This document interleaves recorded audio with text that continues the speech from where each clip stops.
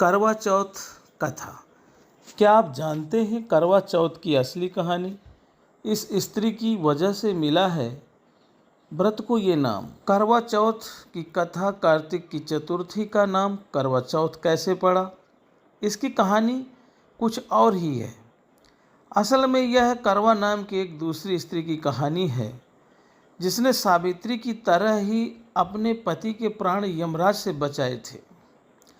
सनातन परंपरा में सुहागिन महिलाओं द्वारा करवा चौथ का व्रत रखा जाता है। यह व्रत हिंदू परंपरा का खास प्रतीक है।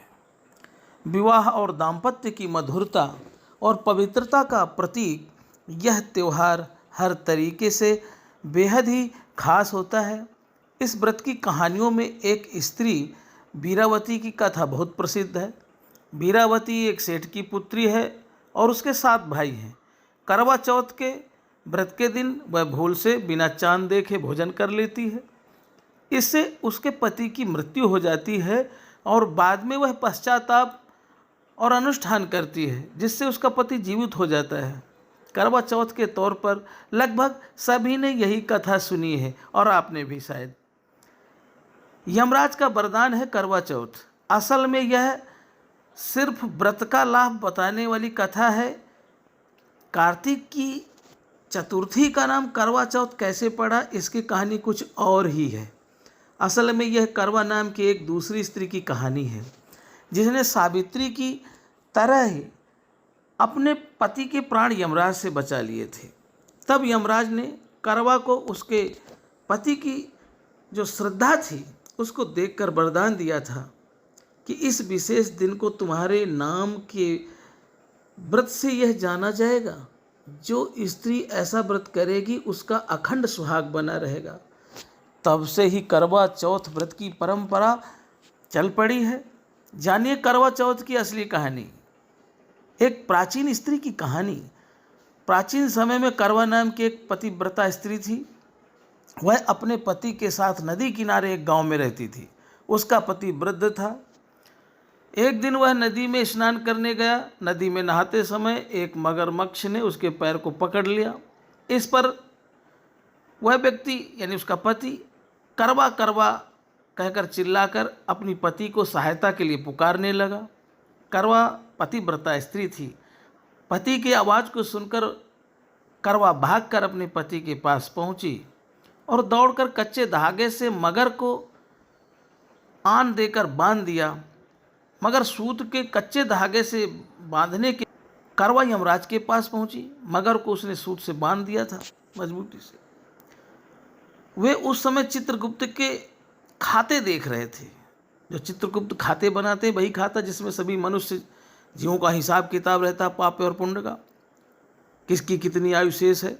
तो करवा ने 7 सींग ले उन्हें झाड़ना शुरू किया।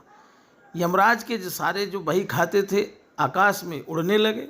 यमराज घबरा गए और बोले, देवी तुम क्या चाहती हो?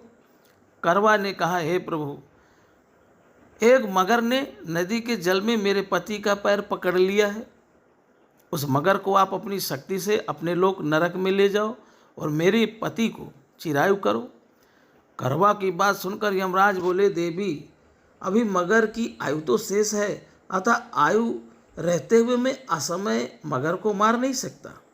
इस पर करवा ने कहा, यदि मगर को मारकर आप मेरे पति की रक्षा नहीं करोगे तो मैं आपको श्राप दे दूंगी, नष्ट कर दूंगी आपको। मैं पातिव्रत धर्म के आपको नष्ट भ्रष्ट कर दूंगी। करवा की धमकी से डर गए यमराज। करवा की धमकी से यमराज कांपने लगे। वे करवा के साथ वहां आए और जहां मगर ने उनके पति को पकड़ रखा था, यमराज ने मगर को मारकर यमलोक पहुंचा दिया और करवा के पति की प्राण रक्षा कर उसे दीर्घायु प्रदान की। और जाते समय वह करवा को सुख समृद्धि का आशीर्वाद देते हुए गए। यह वर भी दिया कि जो स्त्री इस दिन व्रत करेगी उनके सौभाग्य की मैं रक्षा करूंगा। करवा ने पतिव्रत के बल से अपने पति के प्राणों की रक्षा की थी। इस घटना के दिन से करवा चौथ का व्रत करवा के नाम से प्रचलित हो गया। जिस दिन करवा ने अपने पति के प्राण बचाए थे उस दिन कार्तिक मास के कृष्ण पक्ष की चतुर्थी तिथि थी।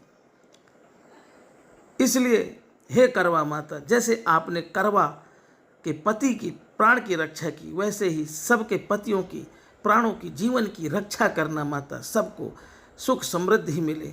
इस प्रकार यह करवा चौथ की कथा। इस दिन भगवान चंद्र को अर्घ भी देते हैं।